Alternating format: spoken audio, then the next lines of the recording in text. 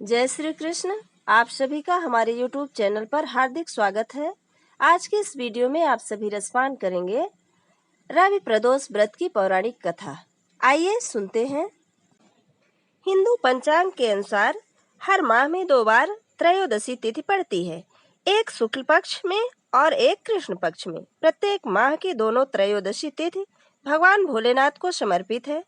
इस दिन भगवान भोलेनाथ के भक्त विधि विधान से व्रत रखते हैं और पूजा अर्चना करते हैं। धार्मिक मान्यता ये है कि इस व्रत को करने से शिव जी प्रसन्न होते हैं और अपने भक्तों का जीवन सुख शांति और समृद्धि से भर देते हैं। जो भी जातक नियम और निष्ठा से प्रदोष व्रत रखता है उसके सभी कष्टों का नाश होता है। त्रयोदशी तिथि के दिन यानी प्रदोष काल में माता पार्वती और भगवान भोलेनाथ की पूजा करने का विधान है। धार्मिक मान्यता के अनुसार त्रयोदशी तिथि के दिन प्रदोष काल में की गई भगवान शिव की पूजा कई गुना ज्यादा फलदायी होती है। रवि प्रदोष व्रत रखने से धन, आयु, बल, पुत्र आदि की प्राप्ति होती है। दिन के आधार पर प्रदोष व्रत का महत्व अलग अलग होता है। रविवार के दिन का प्रदोष व्रत, जो रवि प्रदोष व्रत के नाम से जाना जाता है, इसको करने से लंबी आयु प्राप्त होती है और रोगों से मुक्ति मिलती है। आइए अब सुनते हैं इसकी पौराणिक कथा। पौराणिक कथाओं के अनुसार एक समय की बात है, एक गांव में एक गरीब ब्राह्मण परिवार रहता था। ब्राह्मण की पत्नी प्रदोष के व्रत का नियम पूर्वक व्रत करती थी।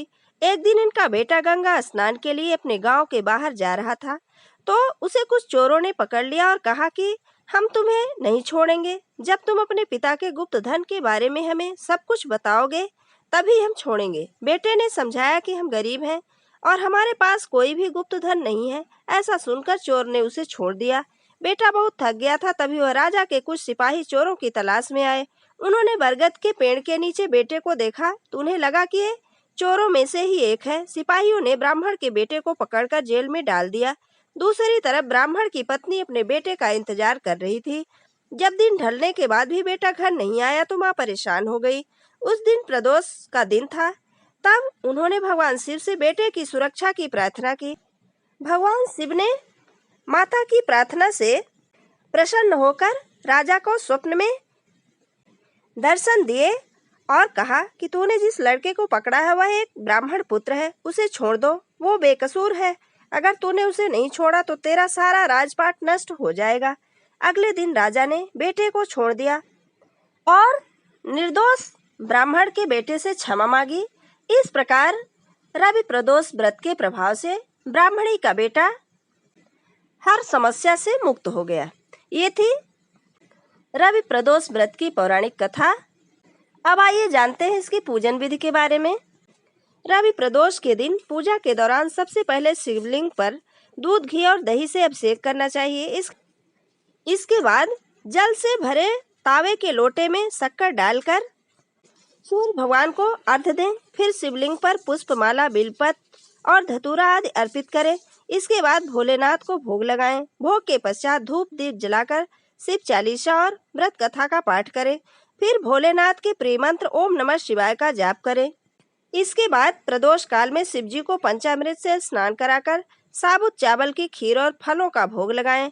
फिर शिव मंत्र और पंचाक्षरी स्त्रोत का 5 बार पाठ करें। पूजा के अंत में भोलेनाथ की आरती जरूर करें।